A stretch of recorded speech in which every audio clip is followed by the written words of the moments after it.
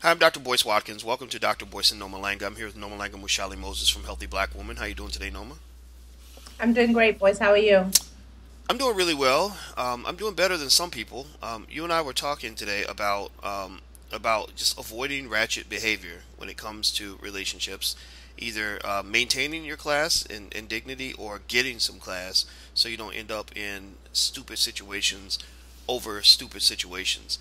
And I sent you a story about which is on idatedaily.com that people can read. That's I with the letter I, datedaily.com, about Precious Coleman, a 29-year-old woman who was accused of nearly killing Beatrice Spence, a 24-year-old woman. The two women were basically arguing over a guy. It looks like Spence was the ex-girlfriend of Coleman's current boyfriend, and they said Coleman, who they're at least in the story they're accusing her of being the aggressor. They're saying she first showed up at Spence's home and threw a brick through her window, and then she shouted at Spence, asking her to unblock her in Instagram. And then hours later, Coleman drove back to the house allegedly in a 2004 white Dodge Durango and started an argument. And this time around, they started arguing, and basically, she hit the gas. The vehicle then hit Spence and her uncle, whose name is Damon Watson. And Spence, her leg was so damaged that it looks like it may have to be amputated.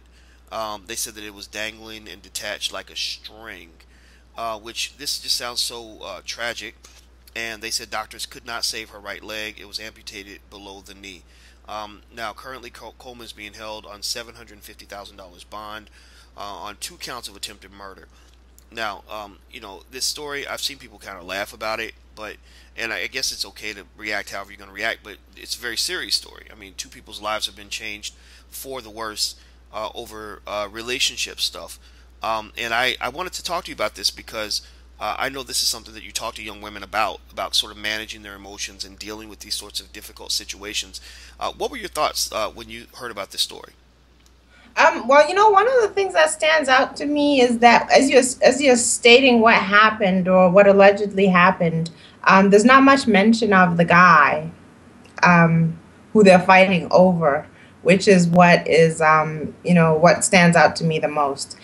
First of all, I think that he had to have had some level of dishonesty somewhere because usually when people react this way, it's usually because they feel betrayed, or they've just found out that they were being betrayed somehow, and react this violently. And he seems to have gotten off scot free. One's in jail, one's lost her leg, and it's a whole thing. And he seems to have gotten off scot free. So word to the wise. You know, Maintain your dignity. And that's for both women. If one woman is dating a man who she thinks is single, and then it turns out he's not, and somebody busts in or whatever and starts throwing accusations, the main thing is to maintain your dignity. And even if you are a person who feels like you've been betrayed, again, the most important thing is to maintain your dignity, and of course, stay calm. And of course, this didn't happen in this situation, and I think it's very sad. Well, Terry Williams, who wrote the book Black Pain, she talks about the depression of black women and just the trauma that so many black women experience. And sometimes when I see young women really behaving in ways that you didn't really see 20 years ago, I really think about the pain that they have to feel in their heart to lash out that way.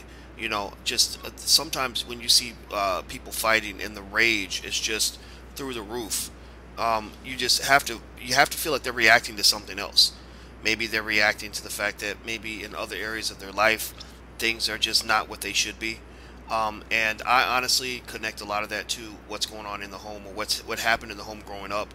Father wasn't there, so you're going through life maybe searching for love in the wrong places, searching for that father figure slash boyfriend, and consistently being disappointed. So you finally get this ray of hope, and then things go wrong, and you're borderline suicidal. You're suicidal, homicidal, everything else. Because we can't say that she's the only person who's ever done something like this. The brick Right. through the window, slashing the tires, whatever. The other thought that came to mind was just, as you mentioned, the boyfriend. It seems to me that it doesn't make any sense that he's not somehow the person that would be held accountable if there was some deception going on, right? people get into these competitions where they're competing for this person who's kind of been playing both sides of the fence anyway, and it's baffling in a way, but at the same time maybe it makes sense that where people may say, well, look, I can't get him to do, he's going to do what I think a man's supposed to do, and the only way I can win this competition is to compete and eliminate the competition, right? So maybe that's kind of what's going on, but you can't deny that that he has a role in this. And although I'm sure he's saddened by this, I mean, think about this. I mean, two women that you're attracted to, one of them's lost her leg, the other one's going to prison. He's probably still feeling bad about it, but he probably doesn't feel as bad as some people think he should feel. Some people would say that maybe some aggression should be aimed toward him.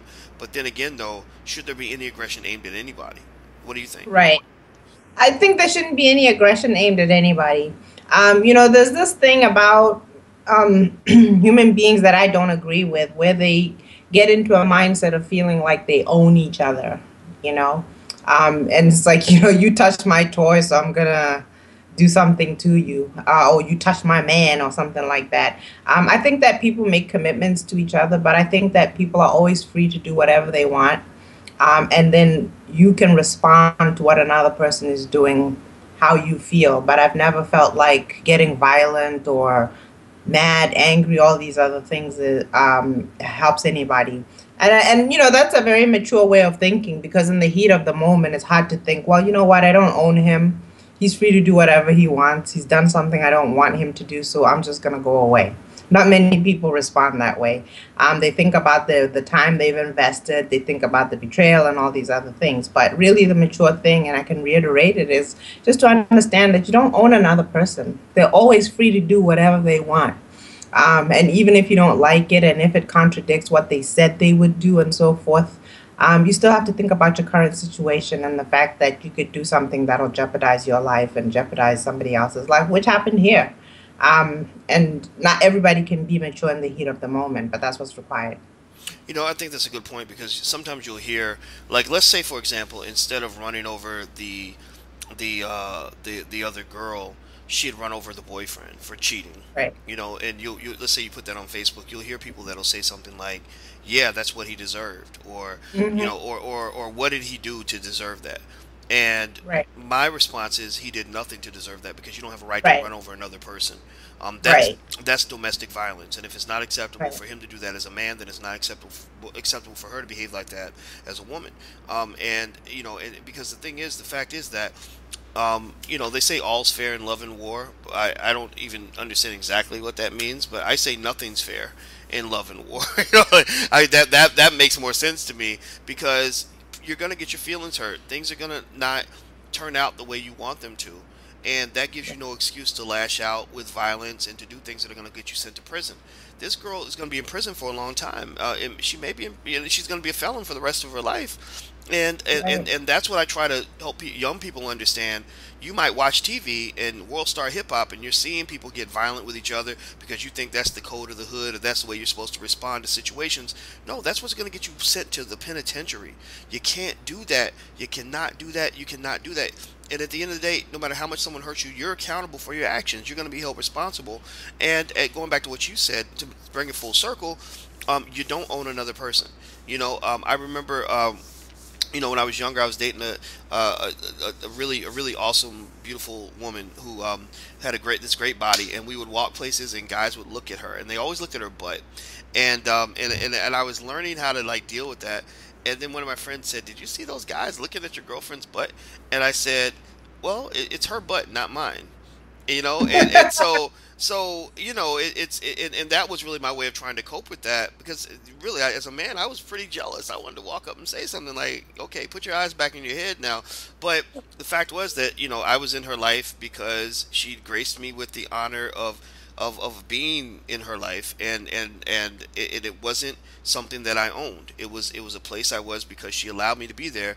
And so you don't own another person. And some people compete in their relationships by thinking, I'm gonna bark and scare away every potential person who might come around my man or around my woman, and I don't think that works. It not only No. does it make you look stupid, but it's gonna drive you crazy, and then you're gonna fail. So and then you and then So and then the person that you're trying to protect and keep to yourself, they're going to eventually pick up on that as a form of insecurity, and they're going to walk away and leave you. And I Right. think this is a great conversation, because literally I had this conversation with one of my girls this morning talking about that. I was like, you do not own that man. You have to respond to his behavior. Can conduct yourself with dignity, and hopefully he'll respond the way you want. But if he does not, he's not your property. So I'll let you get the last Right. word, Noma. Yeah, just to, to add to what you were saying, I think I said it already that you don't own another person. But the truth is, people will tell you who they are with their behavior, and then you can respond accordingly. And that's ultimately what it is. I don't know the details of what happened in this scenario with the one girl who's going to jail and one who's obviously in the hospital. But I'm willing to bet that before that incident, he had given both of those women clues about who he is, and they had ignored those clues.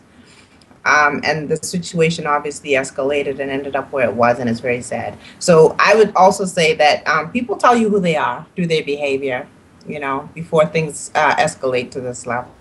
That is so true. That is so true. Well, you've given all the words of wisdom, and I want to say thank you for that. I appreciate it.